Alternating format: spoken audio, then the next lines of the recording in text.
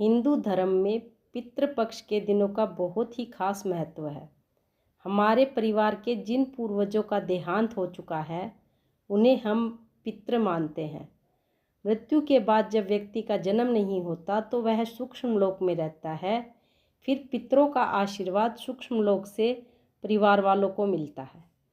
पितृपक्ष में पितृ धरती पर आकर अपने लोगों पर ध्यान देते हैं और उन्हें आशीर्वाद देकर उनकी समस्याएं सुनते हैं, समस्याएं दूर करते हैं।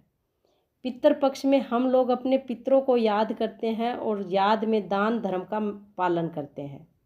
धार्मिक मान्यताओं के अनुसार यदि पितर नाराज हो जाएं तो घर की तरक्की में बाधाएं उत्पन्न होने लगती हैं। वर्ष में 15 दिन की विशेष अवधि में श्राद्ध कर्म किए जाते हैं और इसकी शुरुआत आज से हो चुकी है। श्राद्ध पक्ष को पितृपक्ष और महालय के नाम से भी जाना जाता है। पितृपक्ष में हम अपने पितरों को नियमित रूप से जल अर्पित करते हैं। यह जल दक्षिण दिशा की ओर मुँह करके दोपहर के समय दिया जाता है। जल में काला तिल मिलाया जाता है और हाथ में कुश रखा जाता है। जिस दिन पूर्वज की देहांत की तिथि होती है उस दिन अन्न और वस्त्र का दान किया जाता है। उसी दिन किसी निर्धन को भोजन भी कराया जाता है। इसके बाद पितृपक्ष के कार्य समाप्त हो जाते हैं। पितृपक्ष को जल अर्पण करने का सबसे उत्तम है कि घर में वरिष्ठ पुरुष सदस्य नित्य तर्पण कर सकता है या उसके अभाव में घर का कोई भी पुरुष सदस्य तर्पण कर सकता है। पुत्र और नाती को भी तर्पण और श्राद्ध का अधिकार होता है। साथ ही वर्तमान में स्त्रियां भी तर्पण और श्राद्ध कर सकती हैं। सिर्फ इतना ध्यान रखें कि पितृपक्ष की सावधानियों का पालन करें। इसमें सावधानियां हमें यही बरतनी है कि इस अवधि में दोनों बेला में स्नान करके पितरों को याद करना चाहिए। कुतुब वेला में पितरों को तर्पण दें और इसी वेला में तर्पण का विशेष महत्व भी होता है। तर्पण में कुश और काले तिल का विशेष महत्व है। कुश और काले तिल के साथ तर्पण करना अद्वितीय परिणाम देता है।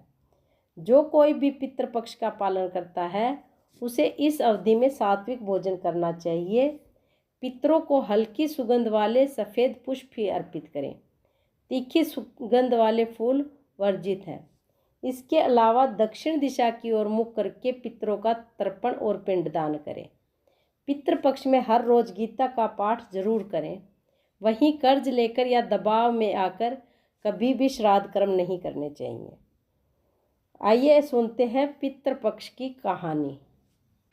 श्राद्ध पर्व पर यह कथा अधिकांश क्षेत्रों में सुनाई जाती है। इस कहानी को पढ़े बिना पितृपक्ष का पुण्य नहीं मिलता, ऐसी मान्यता है। इस कथा के अनुसार महाभारत के दौरान कर्ण की मृत्यु हो जाने के बाद जब उसकी आत्मा स्वर्ग में पहुंची तो उन्हें बहुत सारा सोना और गहने दिए गए। कर्ण की आत्मा को कुछ समझ नहीं आया, वह तो आहार तलाश रहे थे। उन्होंने देवता इंद्र से पूछा कि उन्हें भोजन की जगह सोना क्यों दिया जा रहा है, उन्हें भोजन क्यों नहीं दिया जा रहा। उन्होंने तो बुरे कर्म भी नहीं किए थे, बहुत दान भी किए थे। तब देवता इंद्र ने कर्ण को बताया कि उसने अपने जीवित रहते हुए पूरा जीवन सोना दान किया था, लेकिन अपने पूर्वजों को कभी भी खाना दान नहीं किया था। तब कर्ण ने इंद्र से कहा कि उन्हें यह ज्ञात ही नहीं था कि उनके पूर्वज कौन हैं, इसी वजह से वह उन्हें कुछ भी दान नहीं कर सके। इस सब के बाद कर्ण को उनकी गलती सुधारने का मौका दिया गया और 16 दिन के लिए पृथ्वी पर वापस भेजा गया, जहां उन्होंने अपने पूर्वजों को याद करते हुए उनका श्राद्ध कर उन्हें आहार दान किया, तर्पण किया। इन्हीं 16 दिन की अवधि को पितृपक्ष कहा गया। अतः इस कथा को पढ़ने और सुनने का बहुत महत्व है। इसके दौरान पढ़ी जाने वाली कथा जो कि इस प्रकार है। पितृपक्ष या श्राद्ध पक्ष की लोक कथा के अनुसार जोगे तथा भोगे नाम के 2 भाई थे। दोनों अलग अलग रहते थे। जोगे धनी था और भोगे निर्धन, लेकिन दोनों में परस्पर बड़ा प्रेम था। दोनों बहुत ही प्यार से मिलजुल कर रहते थे। लेकिन जोगे की पत्नी को अपने धन का बहुत ज़्यादा अभिमान था, किंतु भोगे की पत्नी बड़ी सरल हृदय थी। पितृपक्ष आने पर जोगे की पत्नी ने उससे पितरों का श्राद्ध करने के लिए कहा, तो जोगे इसे व्यर्थ का कार्य समझकर टालने की चेष्टा करने लगा। किंतु उसकी पत्नी समझती थी कि यदि वह ऐसा नहीं करेंगे तो लोग बातें बनाएंगे। फिर उसे अपने मायके वालों को दावत पर बुलाने और अपनी शान दिखाने का यह उचित अवसर भी लगा। अतः बोली, आप शायद मेरी परेशानी की वजह से ऐसा कह रहे हैं, किंतु इसमें मुझे कोई परेशानी नहीं होगी। मैं भोगे की पत्नी को बुला लूँगी, दोनों मिलकर सारा काम कर लेंगे, तो हमें काम की भी कोई दिक्कत नहीं होगी। आप मेरी परेशानियों को मत देखिए। फिर उसने जोगे को अपने पीहर न्योता देने के लिए भेज दिया। दूसरे दिन उसके बुलाने पर भोगे की पत्नी सुबह सवेरे नहा धोकर आ गई और काम में जुट गई। उसने बढ़िया रसोई तैयार की, अनेक पकवान बनाए, फिर सभी काम निपटाकर अपने घर आ गई। आखिर उसे भी तो पितरों का श्राद्ध तर्पण करना था। इस अवसर पर ना जोगे की पत्नी ने उसे रोका और ना ही बिना रोके वह रुकी। शीघ्र ही दोपहर हो गई। पितर भूमि पर उतरे। जोगे भोगे के पितर पहले जोगे के यहाँ गए तो क्या देखते हैं कि उसके ससुराल वाले वहाँ भोजन पर जुटे हुए हैं। निराश होकर वे भोगे के यहाँ आए। वहाँ क्या था? मात्र पितरों के नाम पर अगियारी दे दी गई थी। पितरों ने उसकी राख चाटी और भूखे ही नदी के तट पर जा पहुँचे। थोड़ी देर में सारे पितर इकट्ठा हो गए और अपने अपने यहाँ के श्राद्धों की बड़ाई करने लगे।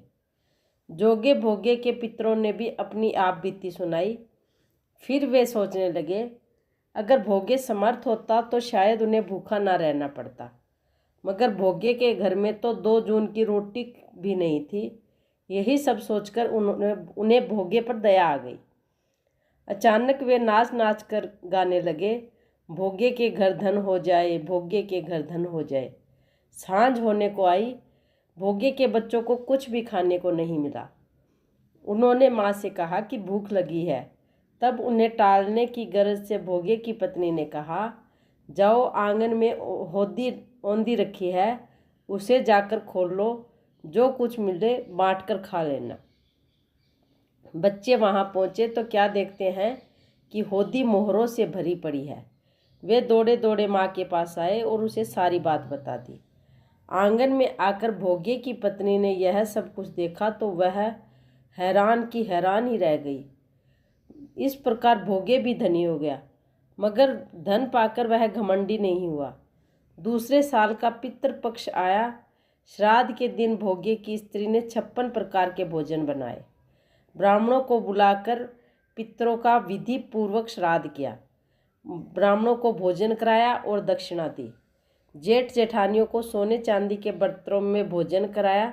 इससे पितर बड़े प्रसन्न हुए और तृप्त हुए, और इस प्रकार भोगे की संपत्ति बढ़ती ही चली गई और उसके पितरों का भी कल्याण हो गया।